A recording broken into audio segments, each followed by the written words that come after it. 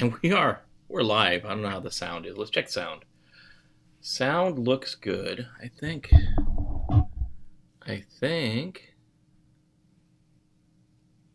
everything's going well. A little bit of latency. Where we had about 8 seconds latency this morning. So I want to give you guys a behind the scenes look at what's going on, what it takes to get the channel up and running. What's been going on with us at the channel? What's coming in the future at the channel? All this stuff is, of course, at the channel. I noticed I was watching videos. I talk a whole lot with my hands, and I don't know if that's good or bad. You tell me. Throw me a note in the chat. Do I talk with my hands too much? I'm not Italian. That's a big Italian thing. My wife is, of course, Italian. So is that distracting? Is that a bad thing? Is that a good thing? Anyways, I'll tell you what's been going on. What has been going on here at Cyber-Recon global headquarters in Virginia, here in Northern Virginia, USA. The technology gods have not been good to us at all. We broadcast for a long time on MacBook Pro. The software we use to broadcast a live stream especially has to run on a Mac. It's called Ecamm Live. And Ecamm Live only runs on Mac laptops or Mac computers. So I've had Macs for a long time now. The cool thing about Macs is, normally things work so well with a Mac. They just naturally transition back and forth. So I thought going from the MacBook Pro back to one of my old iMacs, because it would give me a lot more screen space, and it would give me a hardwired connection to the internet, which increases our throughput and reduces latency on the broadcast. We're running about 8 seconds latent right now. So whatever I say right now is going to come to you in about 8 seconds. So that does help. So I changed it down. I had MacBooks in the past, and I've had iMacs in the past. So I had an iMac, a 2013 iMac that was kicking around, and we set it up last week, and it was working great. Everything was going good. We were getting like between 700 and 900 megabits download and a good 40 megabits upload. Always, it's cable, so upload's always worse than download. And it was going great. Everything was going great. And then Monday comes, and I turn it on, and it's just, well, I go attempt to turn it on, and there's nothing there.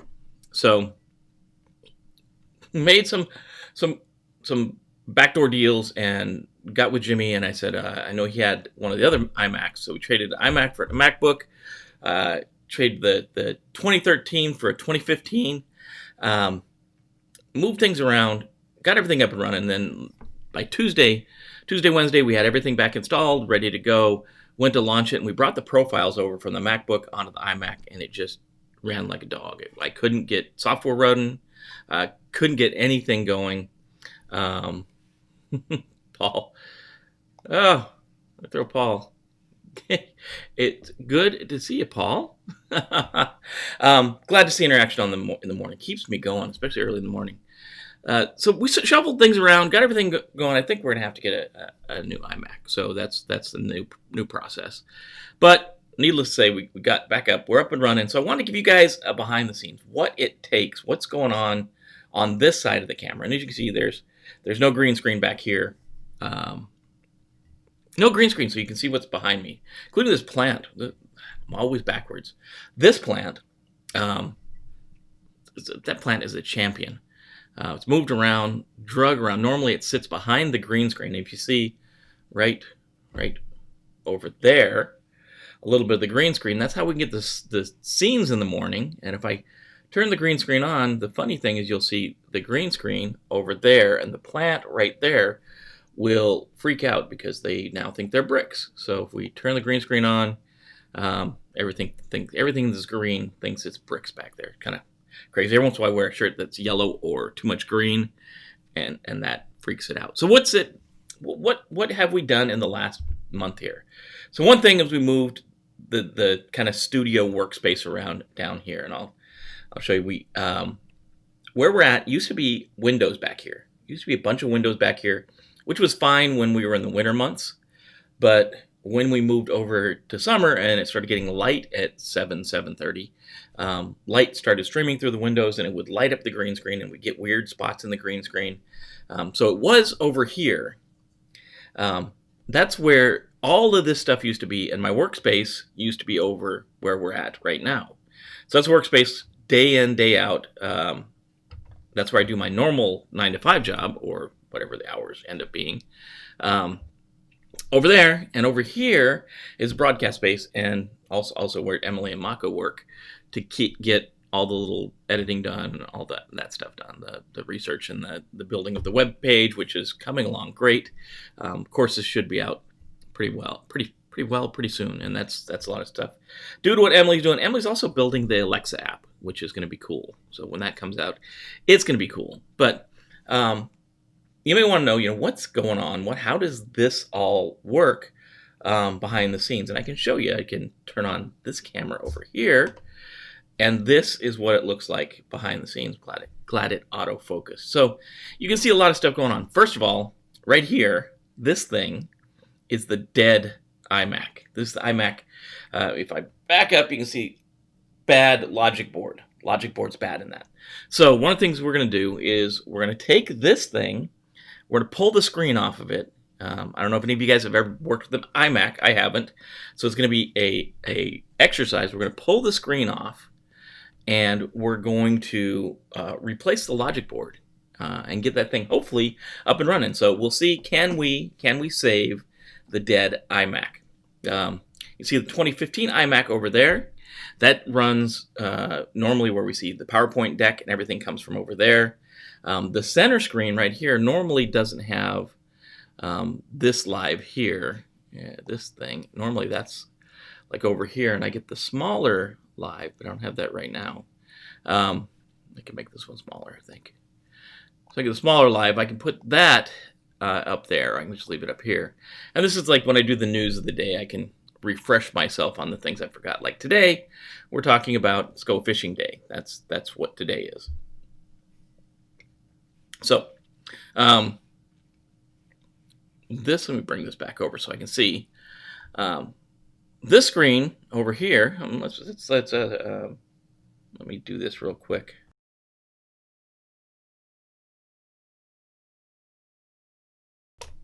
All right, we'll turn the lights off. So this screen over here is the controls for Ecamm Live and some other stuff. I usually put controls over there. A lot of times I'll take the live stream that's over here, and I can throw the live stream over there, so I keep track of what's going on in the live stream. The center screen, like I said, is normally whatever I'm viewing, so I can look at the camera and keep track of what's going on. And then the right screen, which is the iMac, usually has the PowerPoint deck on it and anything I'm going to present. And there's the little screen I was looking for. That's a little view screen that's usually up here. So it's usually that one and that one. I don't know why it's going away every time I do that, but anyways, that's that. The controls usually are on this screen over here, or I can use Ecamm, which is this little, or not Ecamm, Elgato Stream Deck. That's this thing. And each of these little buttons is actually a little LCD screen, which is really cool. So when I change the scenes, the buttons change to represent that. So right now I've got the different cameras set up.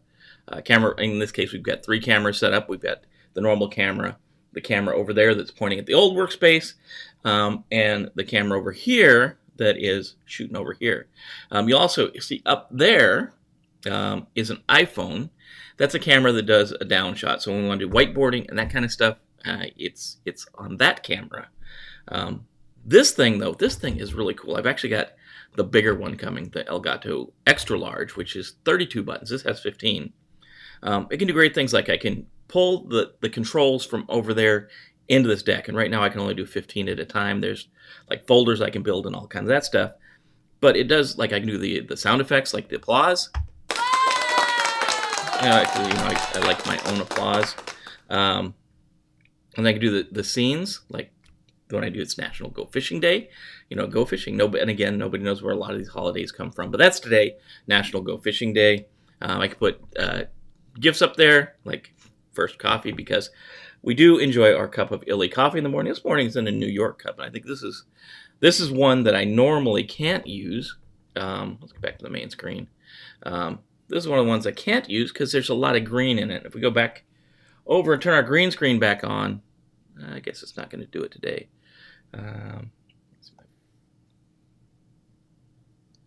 Oh, there, I totally went away. Sometimes it does it. I guess it does it.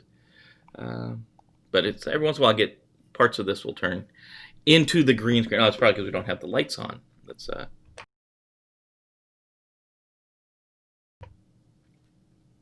second, it'll blind me for a second, and then it'll come back, go back to normal. So now if I do the green screen, you may see, I guess, not really today.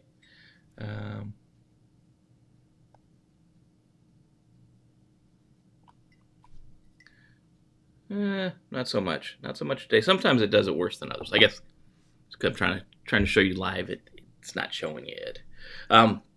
The other thing that's been going on is I had a great time. I think it was Tuesday morning. I think someone named Romeo reached out and said, "Hey, watch your channel. We keep track of what's going on Cyber-Recon. We have our own little study group, and it's actually a pretty good sized study group. And they meet early in the morning, like 7 to 9 every morning, like 6 days a week. Crazy. They're all getting ready for Security Plus. Great group of people. It was awesome to talk to them. We sat down, we talked for about an hour just about what they're doing. They asked me questions about the security field. As a lot of you guys know, I've been doing this stuff for almost right around 30 years, probably over 30 years now, since it really wasn't a field. And it was nice to talk to folks coming up, folks transitioning from another job, a lot of folks coming from healthcare over. That's great. HIPAA is a great transition in because HIPAA is just another kind of security. You're already specialized. You already know about healthcare. Parlay that into something that you can learn here. Some folks coming in from IT, from admin or information technology. Great to have that background to push you forward into the field. And some folks just starting up or doing a straight change from a totally different field. It was awesome to talk to those guys. Great. I want to do it again. I almost want to set up, a live session like once a week or once every other week on Cup of Cyber and just talk to people that want to know about the field. There's a lot of mystery in this field. A lot of people are scared. A lot of people, I follow a lot of the Facebook boards. Folks will come in and say, "Hey, I want to get into security. I want to start security. I haven't done it before, and I want to go into pen testing." And it's like, you can't. The schools will tell you can. The folks that are trying to sell you training material will tell you, yeah, you can do that. You can go in and day 2, get our training done, and then you're going to be a pen tester. And that's just not true. You need experience.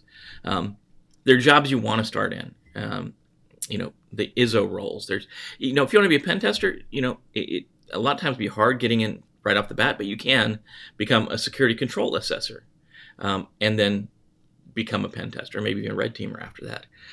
There's a lot of paths. So talking to these folks, it was awesome. It was great to talk to them.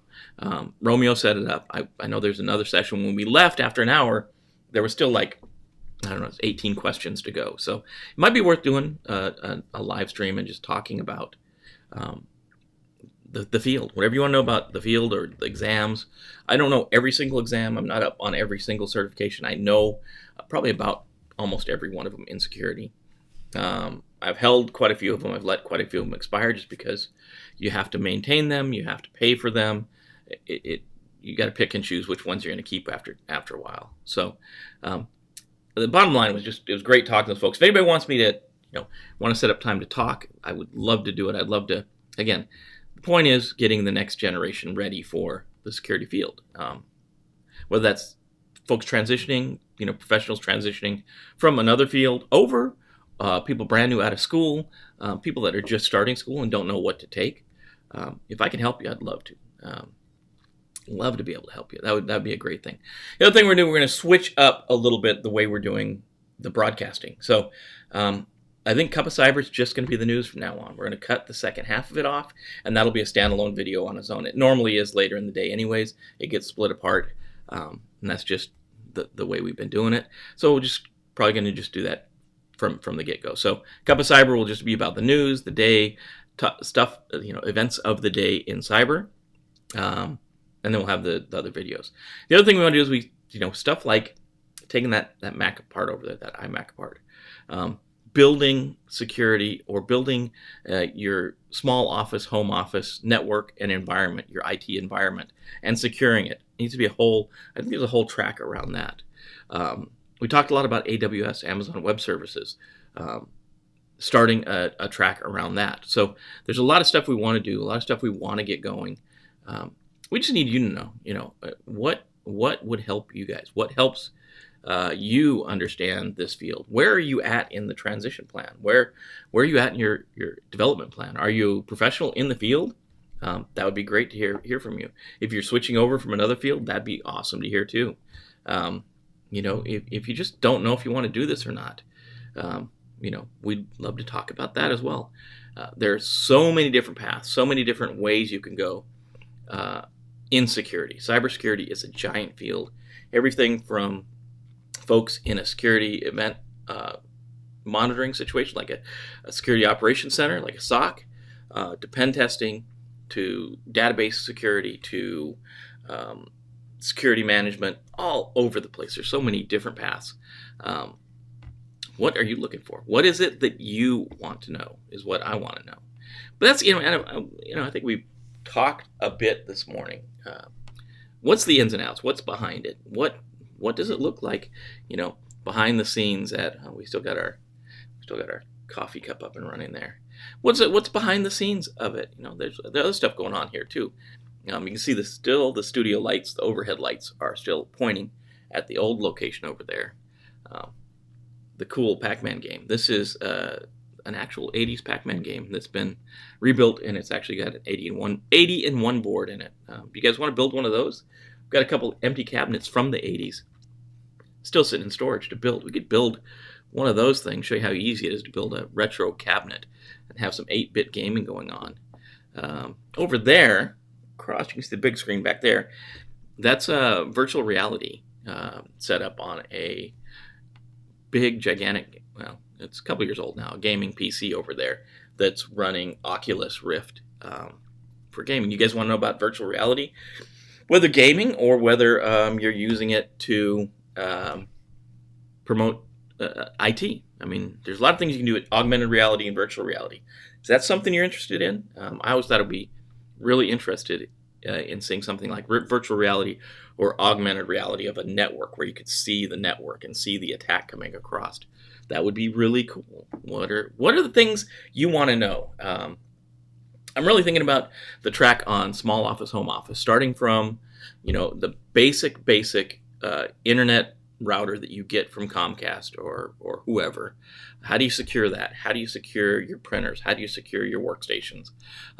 All the way through mid-level, maybe less than $1,000 network security packets you can buy and install to make not only your network more secure but faster as well.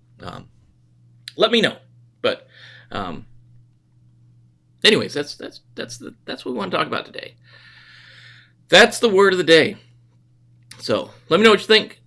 As always, like, comment, subscribe, share with your friends, hit the bell to be notified. I'd love to hear from you. Love to hear what you got to say. What do you think about the back behind the scenes kind of mess we got going on right now until this thing is cleaned up? What do you think? Did you think it looked like this, or what did you think? It was an iPhone on a stick in front of me. Maybe it's coming off that way. I don't know. Anyways, Jim with Cyber-Recon. Like, subscribe, share, hit the bell. Comment is the biggest thing. Love the home office. Okay, Paul, that would be great. That's the one I kind of want to do. While I got you on the question for you, Paul, or anyone that's watching. If we do the home office track, do you want to see the whole, start with what you get from the cable company and then augment that with some stuff you can buy from Amazon or whatever? Or what are you thinking? What do you specifically want to see?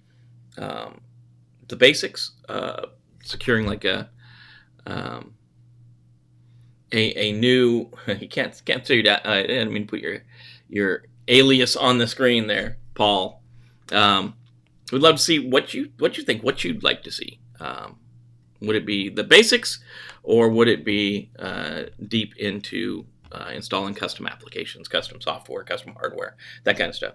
Let me know. I think rambled long enough. So enjoy your day, and as always, be safe out there. I'll put Paul's comment on the screen. Paul's saying, start and then how to add on. Okay, I think that's the way to go. That's the way I want to do it too, Paul. That would be awesome. So, anyways, that's enough. You guys be safe out there, and we will see you next time.